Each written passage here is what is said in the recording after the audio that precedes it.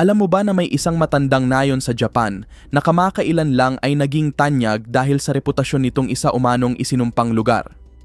Maraming nakakakilabot na kwento ang umiikot tungkol dito, kabilang na ang kwento ng isang lalaking sinunog ng buhay ng mga carjacker. Kaya naman hindi na nakapagtataka kung bakit nagkaroon ng napakadilim na reputasyon ang lugar na ito. Pero bago tayo magsimula, kung bago ka pa lamang sa aming channel, mag-subscribe ka na para naman lagi kang updated sa mga ganitong uri ng video. Ang Inunaki Tunnel, ang Inunaki Village, ang Inunaki Region na matatagpuan sa rehiyon ng Inunaki sa Fukuoka Prefecture ng Japan, ay itinuturing na isa sa mga pinakanakakatakot at pinakakinatatakutang lugar sa buong bansa. Maraming totoong kaso ng pagkitil, nakakikilabot na kwento, mga alamat, at madidilim na bahagi ng kasaysayan ang iniuugnay sa lugar na ito. Ayon sa mga kwento, maririnig umano ang mga sigaw at alulong sa iba't ibang oras ng gabi sa buong maliit na rehiyon. Ngunit ang pinakanakakatakot na paniniwala ay ang sinasabing ang lugar na ito ay tila hindi sakop ng batas ng Japan. Sinasabing noong panahon ng Edo, tuluyan umanong isinara ang Inunaki Village at inihiwalay sa ibang bahagi ng bansa.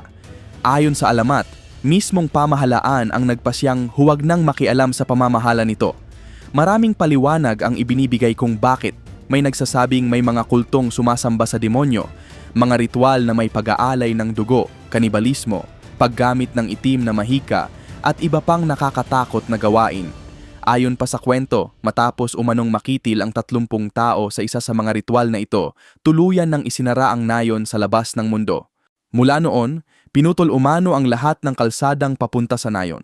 Mayroon pa raw karatulang nakalagay sa pasukan na nagsasabing, hindi nasakop ng konstitusyon ng Japan ang lugar na lampas sa puntong ito bilang babala sa sinumang maglalakas loob na pumasok. Ayon sa alamat, nagsimula ang Inunaki Village noong unang bahagi ng panahon ng Edo. Sinasabing ang mga magsasakang inuusig at inaapi noon ay kusang nagpatapon sa kanilang sarili roon at tuluyang pinutol ang ugnayan sa lipunan. May mga nagsasabing hanggang ngayon ay may mga taong naninirahan pa rin sa nayon. Ngunit dahil umano sa daan-daang taon ng mga ritual at paulit-ulit na pag-aasawa ng magkakamag-anak, nagbago na ang kanilang anyo at pamumuhay. Kung maglalakas loob kang hanapin ang lugar na ito, sinasabing puno raw ito ng mga bitag. Ayon pa sa mga kwento, hahabulin ka umano ng mga wala sa sarili na residente at kikitilin gamit ang mga palakol at karet. Bukod pa rito, wala ring signal ng telepono sa lugar kaya wala kang matatawagan para humingi ng tulong. At dahil sinasabing hindi ito sakop ng pamahalaan, wala rin umanong magagawa ang mga pulis. Kaya naman may paniniwalang wala pang sino mang nakatagpo sa tunay na Inunaki Village ang nakabalik ng buhay. Ang pangalang Inunaki ay maaaring isalin bilang umaalulong na aso.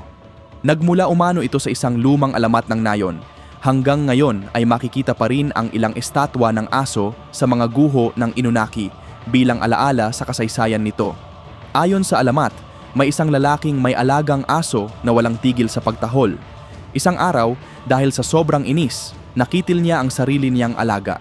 Hindi nagtagal, pinaslang din ang lalaki at ang buong pamilya nito. Doon lamang niya nalaman, o ayon sa kwento, na sinusubukan lang pala siyang balaan ng kanyang aso tungkol sa mga papalapit na kumikitil ng tao.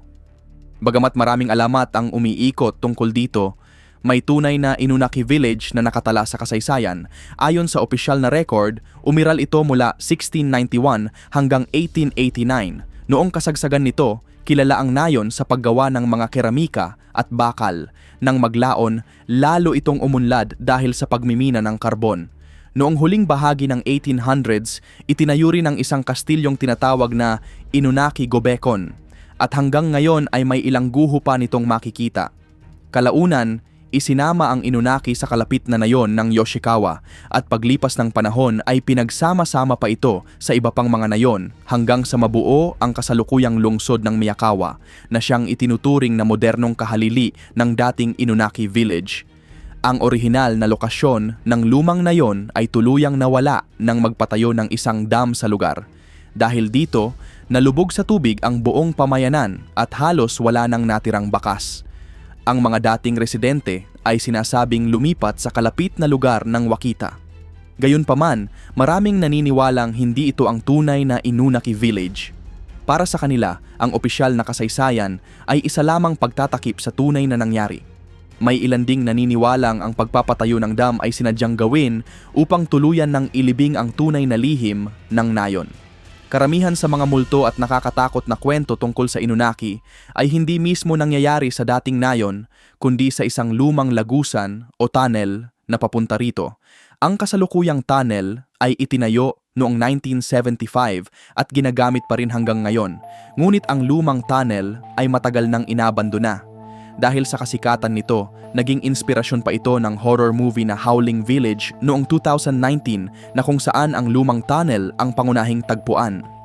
Sa parehong taon, inilabas din ang horror game na Inunaki Tunnel. Ngunit ang nakakatakot na reputasyon ng tunnel ay hindi lang dahil sa mga alamat. May mga tunay ding pangyayaring naitala rito. Isa sa pinakasikat ay ang malagim na kaso ng pagkitil noong December 7, 1988. Noong araw na iyon, isang 20 years old na lalaki na nagngangalang Umayama Koichi ang naghihintay sa isang stoplight malapit sa Inunaki habang pauwi mula sa trabaho. Nilapitan siya ng ilang kabataang lalaki at sinabing, "Kailangan namin ang kotse mo para sunduin ang ilang babae, kaya tigilan mo na ang pagmamatigas at bumaba ka." Natural lamang na tumanggi si Umayama na ibigay ang kanyang sasakyan. Dahil dito, sinalakay siya ng grupo, inagaw ang kotse at sa pilitang isinama siya. Dinala siya sa isang liblib na lugar kung saan muli siyang pininsala. Sa kabila ng matinding pinsala, nakatakas si Umayama at tumakbo papunta sa kalsada.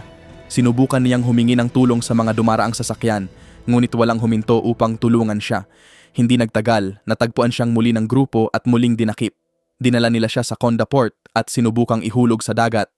Ngunit mahigpit siyang kumapit sa bakod, kaya hindi nila siya maitulak sa tubig.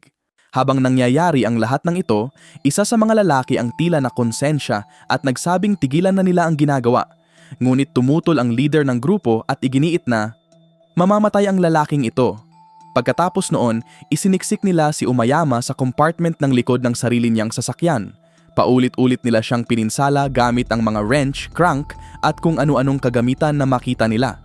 Una nilang binalak na ihulog ang kanyang katawan sa Rikimaru Dam, ngunit natakot silang baka lumutang ito at matagpuan. Kaya nagpasya silang sunugin siya upang hindi na makilala ang kanyang katawan. Huminto sila sa isang gasolinahan at nagpuno ng mga plastik na bote ng gasolina. Ang sinabi nila sa mga tauhan ng istasyon ay nasiraan daw ang kanilang motorsiklo. Pagkatapos nito, dinala nila si Umayama sa lumang Inunaki Tunnel. Ibinuhos nila ang gasolina sa kanyang ulo. Nang mapagtanto ni Umayama ang mangyayari, napasigaw siya sa matinding takot. Sandaling natigilan ang mga salarin at sinamantala niya ang pagkakataon upang muling makatakas. Sa pagkakataong ito ay tumakbo siya papasok sa kagubatan. Sumigaw ang mga lalaki na, "Hindi ka namin sasaktan, hindi kami nagsisinungaling, lumabas ka na." Sa hindi malinaw na dahilan, naniwala si Umayama at lumabas mula sa kanyang pinagtataguan. Doon nila siya nahuli sa ikatlo at huling pagkakataon. Sinaksakan nila ng damit ang kanyang bibig, itinali ang kanyang mga kamay at paa, at paulit-ulit siyang pininsala ng malalaking bato. Kahit matapos ang matinding pinsala, hindi pa rin siya nakitil at patuloy na nagmamakaawang iligtas ang kanyang buhay. Dahil dito, ibinuhos nila ang natitirang gasolina sa kanyang katawan at sinunog siya ng buhay. Habang nilalamon siya ng apoy, patuloy siyang nagdurusa at humihingi ng tulong, ngunit walang sino mang dumating upang sumaklolo. Sa kabila ng matinding pinsala, nagawa pa niyang makatayo at pasuray-suray na maglakad patungo sa bungad ng tunnel. Ngunit pagdating doon, bumagsak siya at tuluyang nakitil. Matapos matiyak ng grupo na wala na siyang buhay, umalis sila sa lugar at bumalik sa Fukuoka City. Pagdating doon, nagtungo pa sila sa isang bar at ipinagmalaki sa ibang tao ang kanilang ginawa. Ayon sa isa sa kanila, "May kinitil kami, sinunog pa namin siya." Natagpuan ang katawan ni Umayama bandang tanghali kinabukasan. Dahil sa tindi ng pagkasunog ng kanyang katawan, mahirap matukoy ang eksaktong sanhi ng kanyang pagkakitil. Ngunit ayon sa investigasyon, nakitil siya dahil sa matinding pagkawala ng dugo mula sa mga pinsala sa kanyang ulo bago patuluyang kumitil ng kanyang buhay ang iba pang tinamong pinsala. Dahil hayagan nilang ipinagkalat ang kanilang krimen sa iba't ibang lugar, hindi nagtagal ay natukoy, nahuli at naaresto ang mga salarin. Noong March 8, 1991, sa paglilitis sa korte ng Fukuoka, ang pangunahing akusado, na 19 na taong gulang lamang nang mangyari ang krimen, ay hinatulan ng habambuhay na pagkakakulong. Sa korte, sinabi niya na Hindi ko naman intensyong kitilin talaga siya. Masyadong mabigat ang hatol na ito. Humiling siya na mapababa ang kanyang sentensya, ngunit mariing tinanggihan ito ng hukom. Ayon sa hukom, ang kalupitang ipinakita sa kasong ito ay bihirang makita maging sa mga kahalintulad na krimen. Ang nasasakdal ang pangunahing utak ng ginawa kaya mabigat ang kanyang pananagutan. Samantala, ang mga modernong alamat tungkol sa tunay na Inunaki Village ay nagsimulang kumalat sa internet noong 1999. Mula noon, naging sikat na destinasyon para sa mga ghost hunter at mga mahilig sa urban legends ang lumang Inunaki Tunnel at ang mga guho ng dating nayon. Sa iba't ibang internet forum, marami ang nagbahagi ng kanilang nalalaman tungkol sa lugar. Noong November 1999, may isang netizen na nagsulat na may nagsabi sa akin na ang nayon na ito ay isang espesyal na protektadong lugar kung saan hindi maaaring makialam ang pulisya o ang gobyerno. Kahit kilalang lugar ito, nawawala raw ang signal ng telebisyon pagdating sa bundok. Ayon sa isang teorya, matinding diskriminasyon ang naranasan ng nayon bago pa ang panahon ng Edo. Kalaunan ay pinutol nila ang lahat ng ugnayan sa labas at namahala sa sarili nilang komunidad. May mga chismis ding may mga mapanganib na taong naninirahan doon, pero wala namang matibay na ebidensya. Noong November 6, isa pang komento ang nagsabi, "Noong nasa kolehiyo pa ako, pumunta ako sa Inunaki Pass. May bago at lumang tunnel doon. Walang ilaw sa loob at hindi ko maipaliwanag kung bakit bigla akong nakaramdam ng matinding kaba at pagkahilo." Noong November 8, may isa namang nagsulat, "Ang Inunaki Village ay dati talagang nasa lugar na iyon, pero lumubog ito matapos maitayo ang dam. Nang tanungin ko ang kaibigan ko tungkol sa Inunaki Village, sinabi niyang, 'Yung lumubog na nayon ba? Nalubog iyon nang maitayo ang dam.' Noong November 9, may isa pang kwento ang lumabas, na may narinig akong may isang nayon na wala sa kahit anong mapa. Makikita raw ito kapag natagpuan mo ang isang makitid na kalsadang papunta roon." At noong November 12, may isang netizen ang nagbanggit ng kahalintulad na alamat. May lugar daw malapit sa Mount Haruna sa Ganma Prefecture na naging inspirasyon ng isang manga tungkol sa mga street racer. Kapag pumasok ka raw sa lugar na yon, mababangga ka at makikitil. Ayon sa kwento, may satanic cult na nagmamay-ari ng malaking bahagi ng lupa roon at sinasabing puno ito ng mga bangkay. Noong November 13, may isang netizen pa ang nagsulat na may isang pasilidad ng relihiyosong grupo sa lugar na pinapatakbo ng isang kilalang samahan. Madalas ding may mga organisasyong kriminal na nagpupunta at umaalis sa lugar na iyon. Hindi nagtagal, isang hindi nagpakilalang tao ang nagpadala ng liham sa isang TV station na tinatawag na NTV. Ang pamagat ng liham ay, "Ang nayon sa Japan na hindi bahagi ng Japan." Ipinaliwanag ng sumulat na bagamat hindi siya naniniwala sa mga multo, kilalang-kilala ang lugar ng Inunaki Ridge dahil sa mga paranormal na kwento rito. Ayon sa kanya, may isang makitid na daanan sa kagubatan malapit sa lumang Inunaki Tunnel. Napakadali raw nitong hindi mapansin. Habang sinusundan mo ang landas, lalo itong kumikipot hanggang sa marating mo. Ang isang karatulang may nakasulat, "Hindi nasakop ng konstitusyon ng Japan ang lugar na lampas sa puntong ito." Pagkatapos nito, ibinahagi niya ang isang nakakatakot na kwento. Noong unang bahagi ng dekada 1970, may isang batang magkasintahan na naglalakbay sa kabundukan malapit sa Inunaki Ridge. Galing sila sa Hisayama at papunta sa Miyakawa. Dahil sa kakaunting daan noon, napilitan silang dumaan sa isang makitid na kalsadang paakyat ng bundok. Ngunit bago pa man sila makarating sa lumang Inunaki Tunnel, biglang tumirik ang kanilang sasakyan. Dahil panahong wala pang cellphone, wala silang paraan upang humingi agad ng tulong. Napansin nila ang maliit na daanang papasok sa kagubatan malapit sa tunnel, kaya iniwan muna nila ang kanilang sasakyan at naglakad sa pag-asang may makikita silang matitirhan o mapagtatanungan. Makalipas ang ilang sandali, narating nila ang karatulang nagsasabing hindi nasakop ng konstitusyon ng Japan ang lugar sa unahan. Inakala nilang biro lamang ito kaya nagpatuloy sila. Wala pang 1 kilometro ang kanilang nalalakad nang mapansin nila ang ilang lumang bahay. Madidilim ang mga ito, halos wasak na at tila matagal nang inabandona. Mas lalo silang kinilabutan dahil wala silang marinig na kahit anong tunog. Walang tao, walang hayop. Kahit ang ihip ng hangin ay tila nawala. Ang tanging palatandaan ng makabagong panahon ay isang puting sasakyan na matagal nang nakatiwangwang at unti-unti nang kinakalawang. Naalala nila ang balitang may isang magkasintahan na nawala halos 1 taon na ang nakalipas habang sakay ng kahalintulad na sasakyan. Habang naglalakad sila sa pangunahing kalsada ng nayon sa halos lubos na kadiliman, napagdesisyonan nilang bumalik na lamang sa kanilang kotse at humanap ng ibang direksyon upang makahingi ng tulong. Ngunit sa mismong sandaling iyon, may isang lalaki ang biglang lumabas mula sa balkonahe ng isang malaking kulay abong gusali. Lumapit ito sa magkasintahan at nakangiting nagsabi na, "Masaya kaming may mga bumibisita rito, pero ayaw naming umaalis sila." Sa isang iglap, inundayan umano niya ng karit ang binata, pininsala mula leeg hanggang tiyan. Bumagsak agad ang lalaki sa lupa bago pa niya maintindihan ang nangyari. Sinubukan namang tumakbo ng babae pabalik sa kanilang sasakyan, ngunit nahabol siya ng lalaki. Madali siyang nabuhat gamit ang isang kamay at ibinato sa gitna ng kalsada, dahilan upang mabalian siya ng ilang tadyang. Sa kabila ng matinding pinsala, pinilit niyang tumakbo patungo sa pinakamalapit na bahay. Doon niya nakita ang isang bagay na hindi nila napansin kanina. Maraming katawan ang nakahandusay sa dilim sa pagitan ng mga gusali. Hindi rin siya nakaligtas. Ayon sa kwento, itinapon din siya sa lupa sa tabi ng puting sasakyan.